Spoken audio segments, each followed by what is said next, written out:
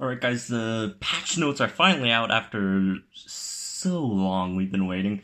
So let's go over it. It's gonna take me a bit to go over everything, so I'm gonna split this into two videos. First part, we're gonna talk about the gameplay, and then the second part, we're gonna talk about the battle creature changes and stuff, well, as usual. So let's go over this. So, release notes, Jurassic World Live, Update 1.5. So, Update 1.5 will introduce alliances and daily missions to Jurassic World Live, so you've already been teased that, but we didn't really get to know what alliances actually do. So, let's start with this. Alliances. Players can now create an alliance or join an existing one. Okay, that's pretty straightforward. Alliances are a great way to communicate with our DBG members and share resources. So, what do they mean by share resources and communicate with other DBG members? So, we got an alliance chat. So, you could talk to your alliance members in all sorts of languages, I guess. But, who really cares? Come on. That should be a given. Alright, next part alliance gifting. So this is the interesting part. So request DNA from your allies in your alliance chat and donate to their request. You can request DNA from common or rare creatures you have unlocked. Huh. Isn't that interesting? So, you could ask for DNA and, you could donate DNA and, coins and stuff. So you could essentially trade DNA, which I never thought was a good idea, but hopefully they put enough limitations on it so it doesn't become absolutely broken and super exploitable. And one more thing, from what I was told, accounts who are flagged, so spoofers, cheaters, they won't be able to do this at all. They won't be available to join alliances at all. So, hopefully they will start. They'll have more ban waves. They'll have more people banned, and that would help the alliances grow better. And hopefully, because the problem with having like super low limitations on these things is there, and it's not the only issue, obviously. If they do make a like super low limit on what we can trade and stuff, it's probably because they don't want spoofers just giving away everything to like legit accounts. So getting rid of spoofers is really really important for them to keep on giving us like better stuff so we can have like better limitations here. But anyways, that part aside, well, we could give each other rare and common DNAs now. So hopefully, like if we're in a group, like for example, the Meta Hub Guild, we have people from locals 1, 2, 3, and 4. I could give out like local 2 DNA, and if I need like local 1 DNA, and if someone needs local 3 DNA, oh no, no one needs local 3 DNA. I'm just kidding, but yeah, you get the point. Moving on, leaders and participation. Player who creates an alliance will be its leader. Obviously, promote people to leader and get kicked by the leader. Whoever's in the alliance can invite players to it. You can search alliances. You can mute all chat. Alright, great. Alright, daily missions. So complete daily missions to from the TPG to earn rewards. I'm not super sure if it's part of the alliance, but like it could be part of the alliance, and then maybe. Oh well, over here the mission progression part. I mean, it might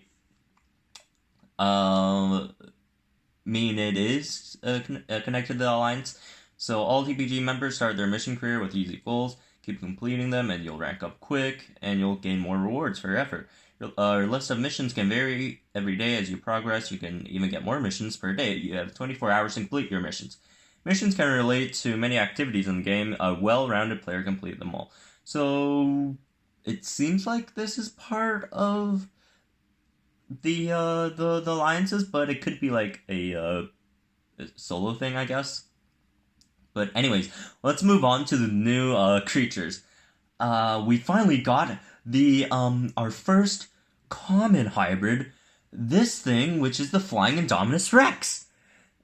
No, I'm just kidding. That's the Dimorphodon. We've seen it in the title screen. I've seen so many posts on like Reddit or the Ludia forums, and even on Discord, people just saying, "Oh, look on the title screen. There's a Flying Indominus Rex hybrid." No, come on. That's not a hybrid. That's Dimorphodon. That's Dimorphodon, guys. So Dimorphodon is a common here. We also have Darwinopterus. I think that's how you pronounce it. And if you do follow MetaHub, these aren't surprises to you. We found these two dinos in Datamine months ago, so that's not a surprise. But Diplodocus and Muragaya, whatever how you pronounce this thing, these are surprises. These two weren't in the Datamine at all. So wow. So apparently we got another epic sauropod that is gonna be impossible to dart, and another common stego, which looks pretty cool actually. I don't know why they made it black colored, but it looks really cool. All right, let's go over their moves and stuff. So Dimorphodon and Darwinopterus. So these are the new pterosaurs, and they do bleed. They bleed. They're bleeding pterosaurs, I guess. And so yeah, unlike the Pteranodon guys, they're counter, and the Lank guys are shield, they're tanks. These guys are bleed, and they hit pretty hard, it seems. Bleed is quite interesting in this patch, as you guys will know in the next part of the patch notes. So Darwinopterus has Pinning Strike, Cleansing Impact, and Swoop, while Dimorphodon has Pinning Strike and Gashing Wound. Gashing Wound is that great of a move. And Darwinopterus, I mean, like, Gashing Wound and Swoop aren't really great DOT moves, but I don't know. Anyways, let's move on. Diplodocus, that's the epic sauropod, so it's gonna be a lot of health, obviously a bit slow probably, but also comes with swap and flow, so that helps with that issue. And then it has Decelerating Rampage, so that's decel, but times 2 obviously. And then Shield Advantage. That's another new move that we're gonna talk about in a bit. You know what? Let's go over these new moves first then. Or no, let's keep that for the next part of the video. But yeah, Shield Advantage, that's another move. So if you want to know what that does, you have to watch my other video. Anyways, no. A ladder. Oh, they kind of explain it here, but not completely. It lets it makes your shield better than the other person's shield, kind of. Okay, moving on. This is the common stego. The Miragaya is our first. I got these in advance, but I just totally forgot to Google how to pronounce this guy. So that's the first common stegosaur with spikes. So it comes with armor piercing counter, and yeah, that's the thing now. Armor piercing counter. So it's balanced tank, as they say. That has shielding strike, so this is one that, it's pretty easy to explain. Just one turn shield and then, strike. It's a basic attack. So instead of Thagomizer, it has regeneration, so that's, priority, cleanse, and 50% health, I believe. And here are the new hybrids.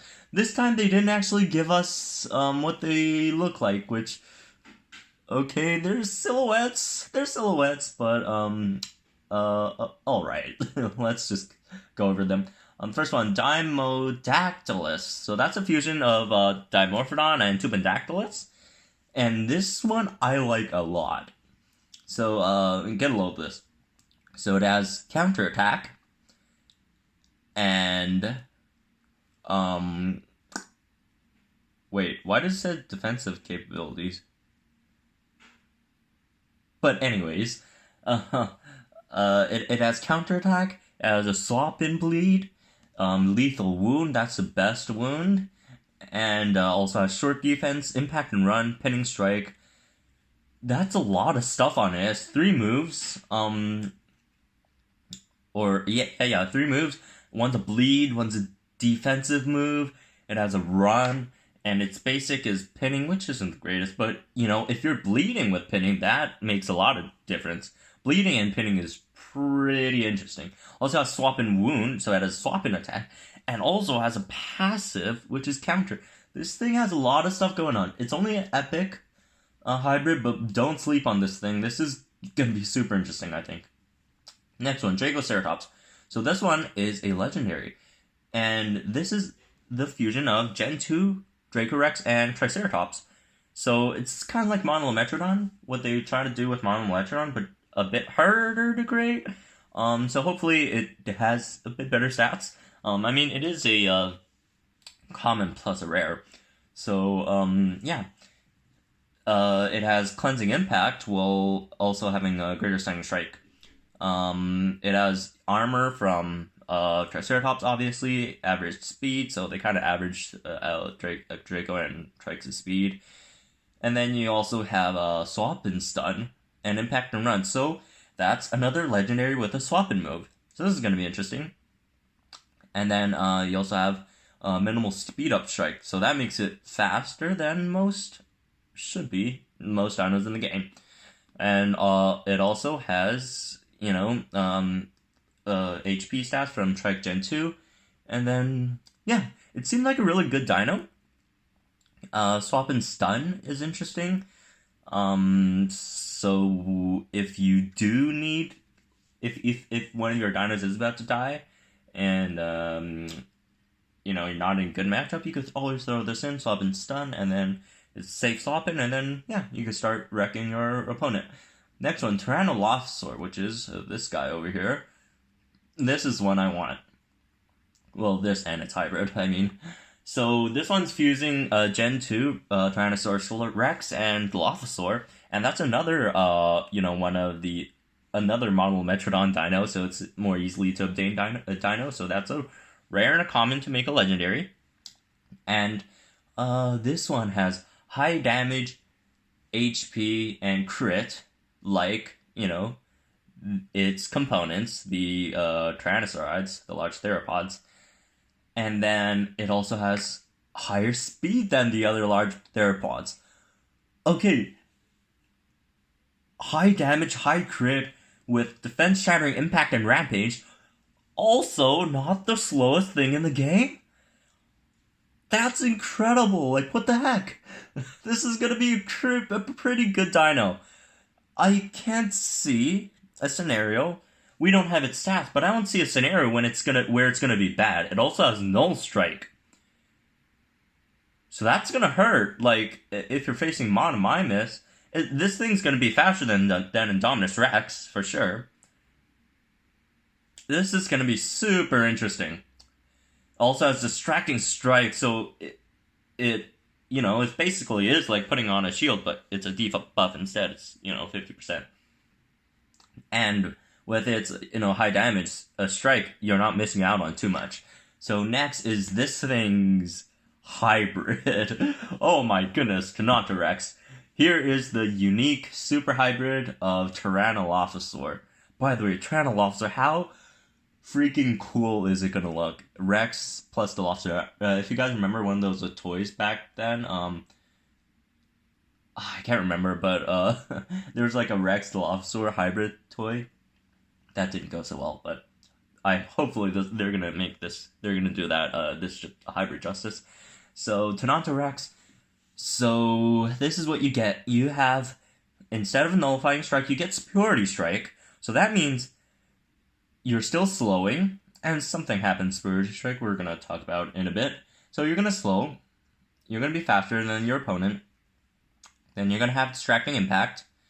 You're still gonna have high damage, high crit, and high HP. A large theropod HP plus Hadrosaur HP. That's gonna be a lot of HP. And then you also have Defense Shattering Impact and Rampage. So so what changed here is Distracting Strike got upgraded into Distracting Impact. Nullifying Strike got changed to Purity Strike. So so instead of nulling Cloak and Evasive, and other attack boosts, I guess, and shields, but you don't really need to null shield since you got Defense Shattering. moves, you get Superiority Strike instead. So what you could do is turn 1, instead of Defense Shattering Impact, Superiority Strike, since you already have, a lot of HP anyways. So Superiority Strike, and next turn, boom, you go for the Defense Shattering Rampage. You outspeed and go for it. That's going to be super interesting. Hopefully, Tonanto has been in local too for the past 5 or 6 months, or 7 months. So I have a lot of Tonanto DNA. Next one, Thoradolasaur, whatever that is. It's this thing. Yeah, it's a unique. So this is basically Tarbo plus Allosaurus. Nothing really changes, I guess. It just has a 40% crit chance. So it's basically Allosaurus with 40% crit chance. Interesting. I don't know. I still think I'm gonna go for Unirhinox instead, and I'll tell you guys why in the next video. But it's still a good one. It's still a good dino to go for. Next one, Perolith, wherever this is. But this is, it's this one. So that's the rare hybrid, and this guy is the Lythronax hybrid. You guys been waiting for it. I personally hate the Lythronax jokes. They don't make any sense to me. I'm probably too old for it. I don't know. But we got a Lythronax hybrid. Lythronax hybrid with Porosaurus Gen 2. This is the ultimate local 1 rare hybrid. That's a local 1. 2 local 1 commons. So, yeah. Very interesting. Counter-attacking rare hybrid. Long protection, Ferocity Strike. Also, it does have, so it's counterattack, long protection, and then lockdown strike. And also the counters are armor piercing. But, I personally don't think it's that great. But its hybrid could be really interesting, so, Grypolith, whatever. So this is a rare plus epic unique super hybrid. So this is another, easy to create uniques. And that's Grypo plus Perolith. Perolith, whatever. So these two get us more health and more armor. And then it gets upgraded to defense shattering counterattack. And everything else is pretty similar to its hybrid component. So here we get our first unique tank. No one saw this one coming. People were expecting, is Enkentro getting a unique hybrid? Is, Ankylo getting a unique hybrid? Wrong. Gryposuchus and freaking Lythronax is getting a unique hybrid. They're the unique tanks. That's super whoa. Anyways, let's move on. So we got new arena distribution.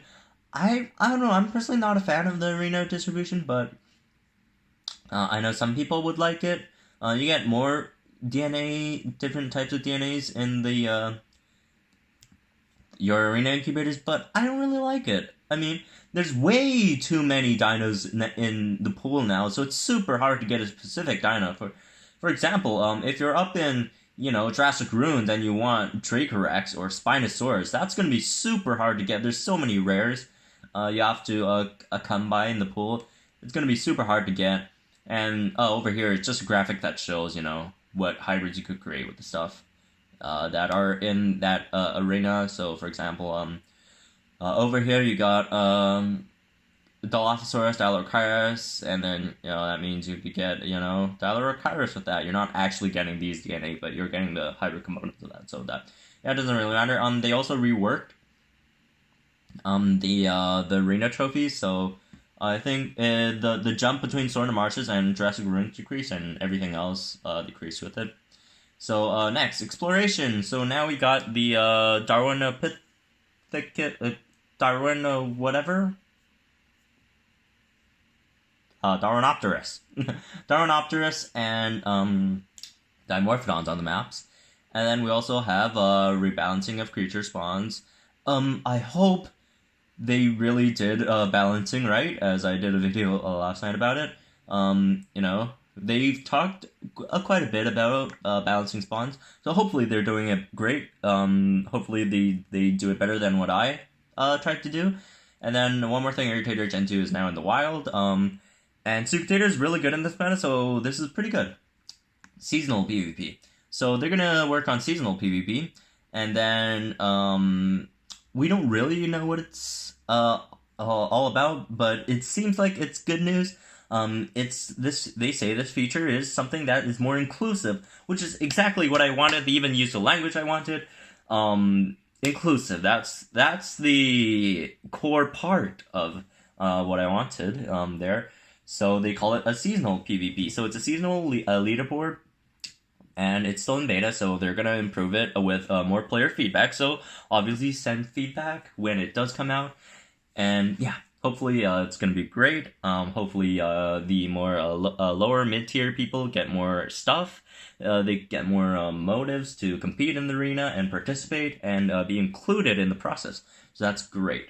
And then the tournaments, it seems like they're still going to be around. So what it seems like is tournaments are gonna they're gonna be separate from seasonal PvP. And we don't know much about that. They'll talk about it in a future update. So anyways, more details will come shortly, so we don't have that out yet. And they're also tweaking matchmaking system, and that's nice, hopefully. Alright, so that's it for this part. I'm already running at 20 minutes. I thought I could finish this in like 13 or 14 minutes, but 20 minutes, but it's a lot of stuff. Tune in to part 2. I'll talk about the balancing updates. This is super interesting, including a huge Trichosaurus buff, huge Erlodominus buff, huge Euprocephalus buff, huge Draco Rex Gen 2 buff.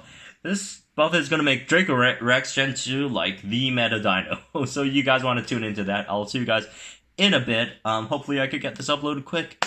And if you're not subscribed, this is the perfect time to subscribe. We're gonna get so much news. It's super interesting. Yeah, I'm gonna break it down all for you. Let's go. I'm gonna go film the next part.